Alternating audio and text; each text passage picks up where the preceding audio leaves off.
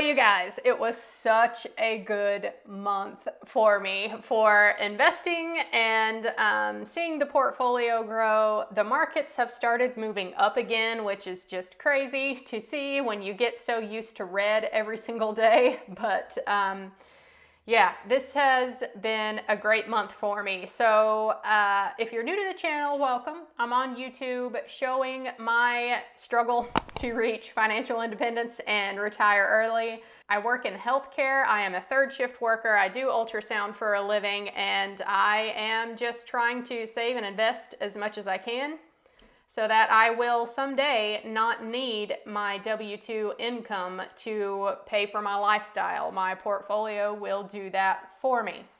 So starting at the top here with my net income, let's take a look at everything that I brought in this month. So actually I am just seeing here that I was expecting an AdSense payout from Google and I did not get that. So I must have not met the threshold for a payout in November. So that means I should get one in December, but I've already filmed my December budget setup. Oh well, it's going to be off by about $100 then. I have been getting paid roughly every other month by YouTube in 2023, so I'm expecting that trend to continue into 2024. It may become once every 3 months, who knows. I have not been as diligent about making videos as I have been previously, but it just is what it is, you guys. It's life. So anyway, let's look at the other income for me. My first paycheck here, y'all can see that I was expecting about $3,100 and I came in a little bit under there. So this is a paycheck that had one extra shift on it for me. Y'all can see that usually my paychecks are around $2,350 for a normal couple of work weeks for me. I get paid bi-weekly, but whenever I pick up an extra shift right now, since my company is short-staffed and nobody wants extra shifts, they are offering bonus pay on top of overtime. And yeah, so whenever I pick up an extra shift, it makes it worth it. I mean, I bring in almost an extra $700 here from working one extra shift, and that's $700 in my pocket. The gross amount is even higher. So anyhow, that made for a higher than average paycheck for my first paycheck in November. Second one, average. And credit card rewards, this is just what I earn from either my Apple or Fidelity credit card, depending on which one I use. And I got $9.14 there. Upside is an app that I use to get rebates whenever I fill up my car. They also have restaurants on there too, where you can get a percentage cash back, and I'll use it for that sometimes. But I decided to do an Upside cash out, and I got $26.06 from them. I do have a referral link for them in the description box below if you're interested. That is one of those rebate apps that I really feel like is worth the time. That one, Fetch Rewards, and Ibotta are my favorites. I have referral links for all of those, I believe, down in the description box below. The AdSense is YouTube paycheck, and yeah, I thought I was going to get one this month, but apparently I didn't, so that's blank for November, but that's fine. Total, I thought I was going to bring in almost $5,600 for the month, and I brought in about $5,430. My bills and spending section here, let's take a look. House payment, as always, $840.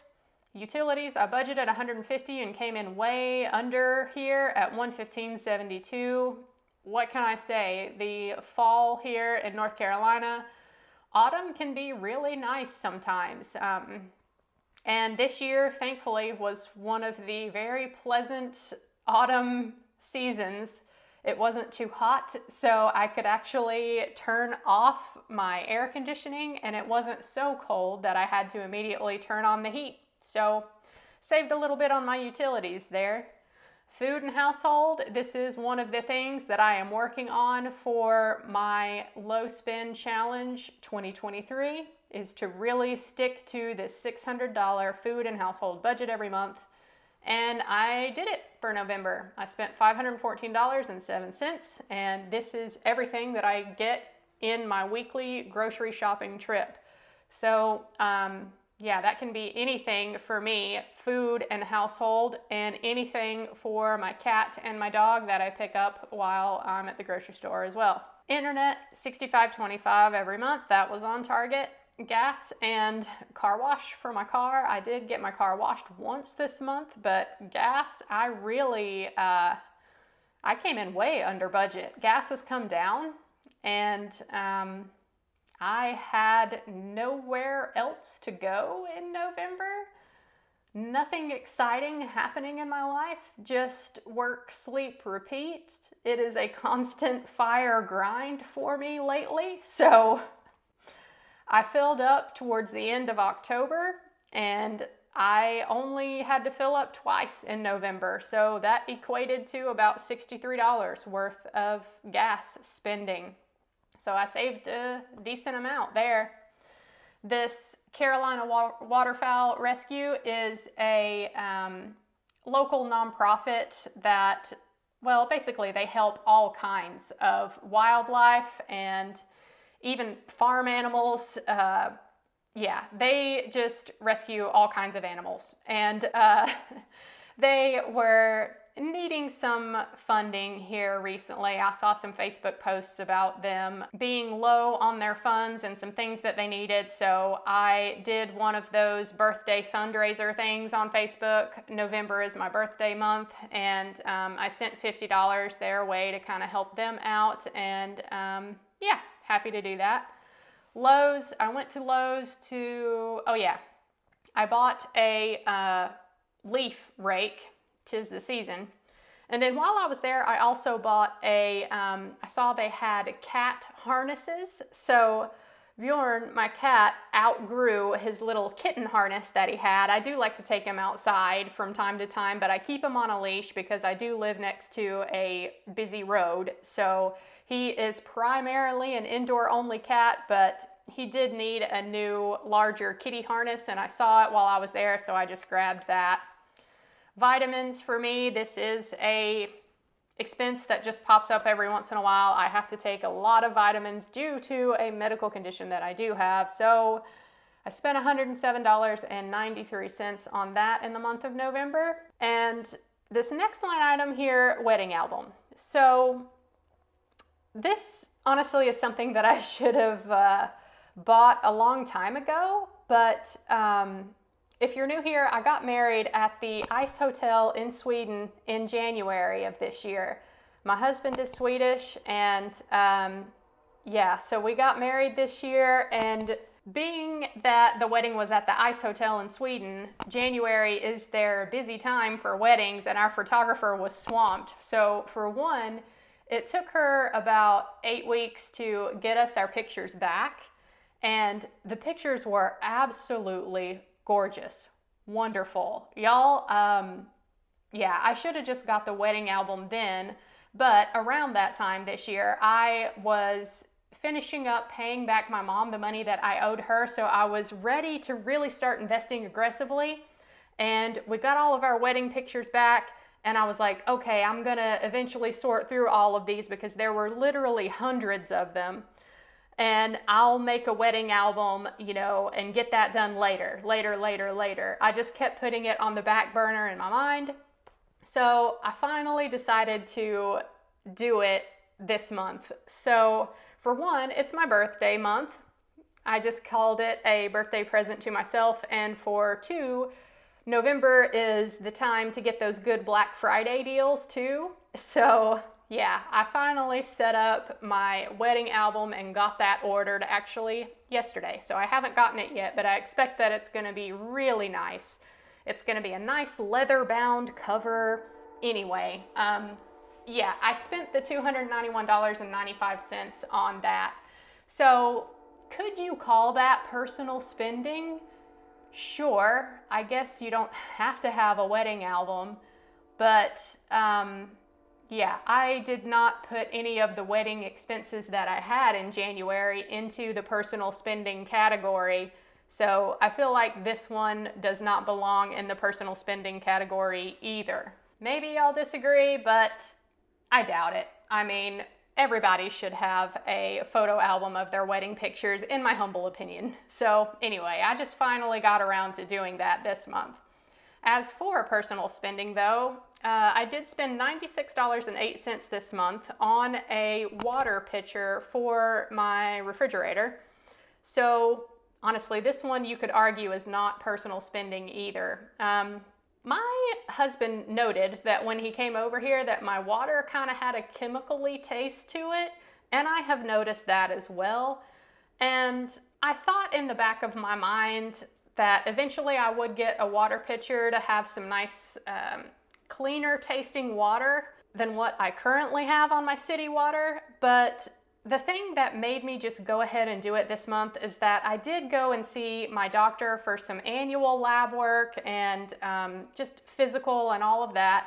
And once again, my thyroid has gone haywire. So here I am. I'm gonna have to go back on prescription medication for my thyroid. Y'all, if you've been with me for a while, you know I have tried and tried and tried to stay off of the prescription medication for my thyroid, but I am just not gonna be able to do that. So long story short here, the reason I got this particular water pitcher is I wanted one that would filter out fluoride. If you struggle with thyroid issues and you have high fluoride levels in your water, then that is an endocrine disruptor. So I have done a lot of things to try to help support my thyroid, and this is just one more thing that I can do. So really, yes, I bought this to have better tasting water, but it's also for health reasons. So I'm not really sure you can call that personal spending, but I did. It's fine.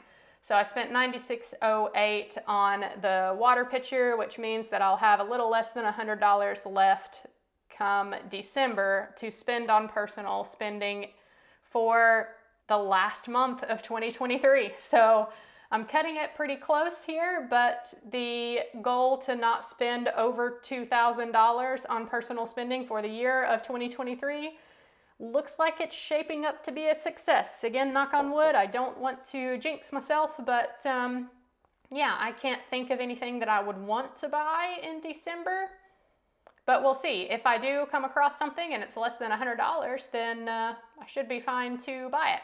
And if you're interested, I will link to that water pitcher down in the first pinned comment below, because it really is a night and day difference for how my water tastes now. And if you're like me and you have thyroid issues, it might be worth it for you to look up and see if your water that you have has a high fluoride content in it. Mine did. I looked up the county that I live in, the city water, and yeah, the fluoride level is not just present, but high. So I thought, okay, I'm gonna spend a little bit extra over what a Brita water pitcher filter might cost and get one that can actually get the fluoride out as well. So yeah, I'll link to that below if y'all are interested. But the totals for the month for the bills and spending section here, y'all can see, I budgeted to spend a little less than $1,800, but things pop up like they always do every month. So in total, I spent just under $2,200 for the month. Looking at the debt section here, I think going forward, this is going to be the last month where I make my usual $555 payment. If y'all saw the goal setting video and the December budget setup, then you know I have decided to focus on getting this car paid off within the next 6 to 7 months here. So that is my goal. Since we're so close to all-time highs in the stock market, I just decided that I am close enough on the debt that I owe for my car. I have enough extra money coming in at the beginning of 2024 that I should really be able to get this paid off in 6 months if I focus my extra cash towards that. So it'll be nice to be completely debt-free besides my mortgage and just have that extra cash flow as a cushion available to me every month if something pops up. So yeah, that's what I am leaning towards doing right now. I always have to caveat that with if we have some kind of crazy black swan event or the market just crashes for some reason, starts going down, staying down, steadily keeps going down after this possible Santa Claus rally that we're seeing here, then maybe I'll change my mind. But as of right now, I think I'm just going to focus on getting the car paid off and be done with it. So that is the last debt that I have. That is not mortgage, and it'll be nice to have that paid off and just be able to completely get rid of this debt section in my budget. That's insane. I have been on YouTube now since 2018. When I started my channel, I'm not sure exactly the amount of debt that I had, but I had been working on it a little while before I started my YouTube channel. And I know when I started in 2018, I had $89,000 worth of non-mortgage debt. So this has been a long time coming for me to get all of that debt gone. Y'all see, my paychecks that I bring in. I'm not normally a six-figure earner every year, so it's been a grind to get the debt gone. But I will say that debt is not the goal here. The goal for me is financial independence. So I have at times taken a break from paying off debt aggressively in favor of investing, and I reserve the right to do that going forward. But being that I think I can do this in 6 months, my thought is to just go ahead and do it and finish it. So yeah, that's enough about the debt. Moving to the investing and fire tracking portion of the budget. Y'all can see that this section is blacked out because this is a channel member only section here. So y'all, if you're a channel member, look in that section from the channel page on YouTube and I will have this information for you. But I do still show my savings rate for the month and my percentage progress towards my net worth fire number. So y'all can see this has been a good month for me. So the one good thing about just making my $555 car payment every month is that I still have a lot of extra money left over that I am free to invest, and that is what I do with it. So if you're new here, my savings rate every month includes the principal amount that I pay off of my mortgage, since my home is an appreciating asset. I also count all of my pre-tax investing, so the amount from my paychecks that goes towards my employer-sponsored retirement account, as well as my employer match, and all of the post-tax investing that I do. All of that is counted into my savings rate for the month. So y'all can see that I came so close this month to a 60% savings rate. And y'all can also see down here that I have about $25 that I can roll over into the December budget, and I am very tempted. I'm very tempted to just throw this $25 into an investing account somewhere, because let's just see what happens when I do that. 25 bucks. It hits the 60% mark. So y'all tell me if I'm crazy, but would I be crazy to go into December with only 56 cents in my checking account? Is that cutting it too close? Possibly. Honestly, $25 would be cutting it too close for some people, but really, I don't have anything that comes out of my checking account automatically. I don't do any automatic bill pay or withdrawals, no subscription services. I hate subscription services because I feel like they just easily snowball and you don't really remember what's coming out when or how much, and that just gets out of hand too quickly for me. So I can literally get my checking account down to zero every month, throw every extra penny I have into investing if I wanted to. So I'm halfway tempted to just throw that last $25 into an investing account somewhere just to hit that 60% savings rate. I might actually do it. So we'll see. The only reason I hesitate on doing that right now is if I did forget to account for something here in the budget somewhere during the month. That is why I usually like to leave just a little bit of buffer in there, because sometimes I will forget to log something into the budget and I don't realize it until I go to pay off my credit cards and I'm like, oh, this doesn't exactly match up. So When that's the case, though, it's not far off usually, so it doesn't make a big difference. But in this case, just mentally seeing that 60% savings rate would be a big win for me, especially if I decide to switch gears here and start paying off my car aggressively and not investing as much for the next few months. So yeah, I might do that. I'm just going to see how everything settles first because I'm filming this on November 22nd, so I have not paid off my credit cards yet. Once I do, I'll see exactly how much is left in my checking, and if everything has been accounted for appropriately, there should be exactly $25.56 in my checking account. And at that point, if I have been correct in calculating everything here, then I think I probably will throw that $25 in my brokerage, and that way I can have that 60% savings rate. So yeah. Does financial independence make me a bit neurotic? Probably. But if you're here watching this video still, then I think you're probably somewhat of a financial nerd too, so maybe you feel me on that. But in total here, am I financially independent yet? No, not quite. I am almost 45% of the way to my net worth number that I have in mind. And yeah, it's a grind. I am in what they refer to as the messy middle, and honestly, it's a messy middle. That's really what it is. I feel like I do nothing from month to month except work, sleep, invest, and do these videos, and somehow I look up and 2023 is over already. It's insane. The older I get, the faster time seems to be going. And if you're in the FIRE movement, you understand that time is the most valuable commodity that we have, not money.